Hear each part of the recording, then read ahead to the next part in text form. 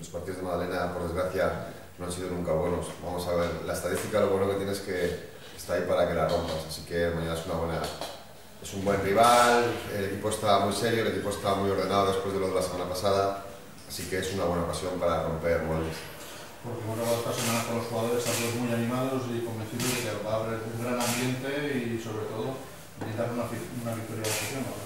Sí, eso es lo que queremos, que iniciar toda la semana de fiesta con una victoria, dar una buena imagen y que la gente empiece la semana importante, la semana de fiestas de Castellón, empiecen con alegría. Hay varias bajas obligadas por sanción. ¿Quién va a completar la convocatoria? Esta tarde, si Dios quiere, iremos a ver al Amateur a las 8 y después del partido del Amateur decidiremos. Van a venir 3. Los que vengan, cualquiera, están en buenas condiciones y además incluso participarán. Así que bien.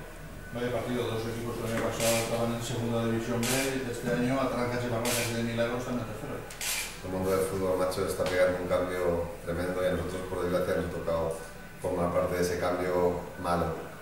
Bueno, pues vamos a ver si los dos nos orientamos y nos centramos y somos capaces de crear proyectos deportivos como tocan y ser lo que fuimos en su tiempo.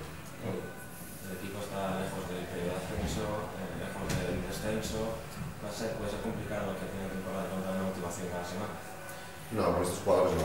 La motivación la tenemos porque les encanta el fútbol y lo que quieren es salir y disfrutar y hacer a la gente disfrutar. Entonces sería mucho más bonito si tuviéramos una motivación de estar arriba, pero aunque no lo tengamos, os aseguro que ellos ya veis cómo entrenan, vosotros lo veis, entrenan muy bien, se entregan al máximo y eso no me preocupa. Estoy convencido que sea campo malo, sea rival complicado, sea rival menos complicado, juguemos fuera, juguemos en casa, van a dar lo que hasta ahora han dado. Eso no me preocupa. La semana pasada, ante los del equipo, a pesar de que es muy joven, mostró una madurez tremenda. Por eso lo que estoy diciendo, entrenan muy bien, les gusta mucho el fútbol, están muy involucrados con la camiseta. Eso ya lo dije hace tiempo y después de la huelga uno me decía, me echaba en cara la frase de la camiseta. Bueno, pues yo sigo pensando que están muy involucrados, que están muy por la labor y no me preocupa porque sé que la cabeza de momento la tienen muy ordenadita y están como locos porque llega el fin de semana para jugar. Eso es lo más importante. ¿Nos habéis echado la cuenta de que de esos 6 puntos os pueden hacer falta o no? Ya veremos. No nos lo planteamos siquiera. Al final, cuando tomas una decisión, lo miras todo y en ese momento se tomó, había que tomarla con todas las consecuencias y fuimos hasta el límite y ya lo que ha pasado no lo vamos a rememorar. Nos tenemos que centrar en el futuro y en el presente más inmediato. Lo anterior ya no cuenta. Cuando hablamos contigo en el Pipi Format después de ganar 0-1, no sabíamos el reconocer Marco en el defense impugnando el acta y luego acudiendo por mi apelación, vaya pataleta, ¿no? Te dije que ahí cada uno pelea con sus armas. Ellos, si están convencidos de que lo tienen que hacer, lo deben hacer. Nosotros, de la misma manera que nosotros estábamos convencidos de que actuamos como tocaba, porque ya nos habíamos informado. Pero si ellos con todo y con eso siguen pensando que hay alguna alternativa de que el partido se les dé, lo ganen, pues yo creo que lo deben hacer. Yo también lo haría, desde luego, si están convencidos. La misma convicción que tenemos nosotros de que hicimos las cosas bien. El día 24, teóricamente Jesús Jiménez será nombrado como máximo accionista del Castellón y detrás de él viene Juan Casuco. ¿Sabemos algo de que va a suceder con Pedro Fernández Tesa? No sabemos nada. No sabemos nada. Pero te voy a decir una cosa. Llevo trabajando los últimos 16 meses de mi vida, estoy trabajando gratis.